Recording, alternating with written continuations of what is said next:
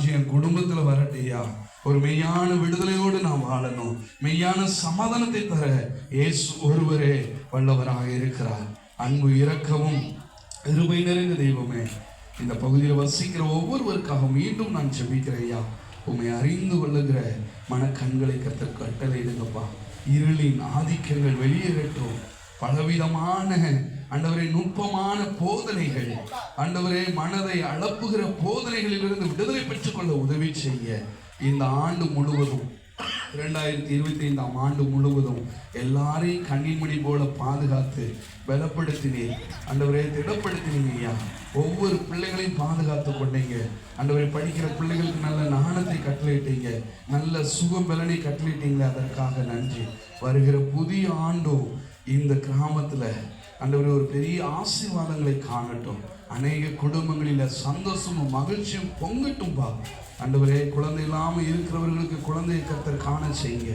திருமணமாகாம ரொம்ப நாளா இருக்கிறவர்களுக்கு கர்த்தர் திருமண காரியங்களை ஒழுங்குபடுத்தி கொடுப்பீராங்க ஆண்டவரே. இந்த பகுதியில் வசிக்கிற ஒவ்வொரு குடும்பங்களும் உம்முடைய மகிழ்ச்சியினாலும் உம்முடைய சந்தோஷத்தினாலும் உம்முடைய ஆசீர்வாதத்தினாலும் நிறைந்திருக்கட்டும் என்று சொல்லி நாங்கள் ஜெபிக்கிறையா ஆண்டவரே. நாங்கள் வாழ்த்தி ஆசீர்வதிக்கிறோம் ஆண்டவரே. உம்முடைய நாமம் மகிமைப்படட்டும். இந்த வேலையிலும் அன்பாய் ஏற்றுக்கொண்டு எங்களுக்கு ஆண்டவரே இந்த ஒளிபெருக்கி கலந்து கொடுத்த அந்த குடும்பத்திற்காகவும் நாங்கள் நன்றி செலுத்துகிறோம். அந்த குடும்பங்களை ஆசீர்வதிங்கப்பா. அவங்க இருதயத்தின் விருப்பங்களை எல்லாம் கர்த்தர் நிறைவேற்றி கொடுங்க. தடைகளெல்லாம் நீக்கி போடுங்க. இயேசு கிறிஸ்து ஒருவரே மெய்யான தேவன் என்று வேதம் சொல்கிறதே. இயேசு கிறிஸ்துவாலே அன்றி ரட்சிப்பு இல்லை.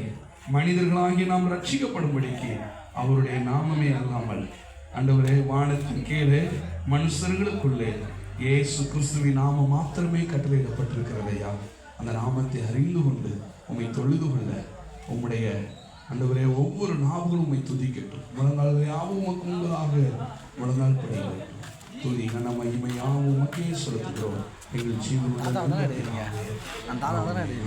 ஐயா உங்களுக்கு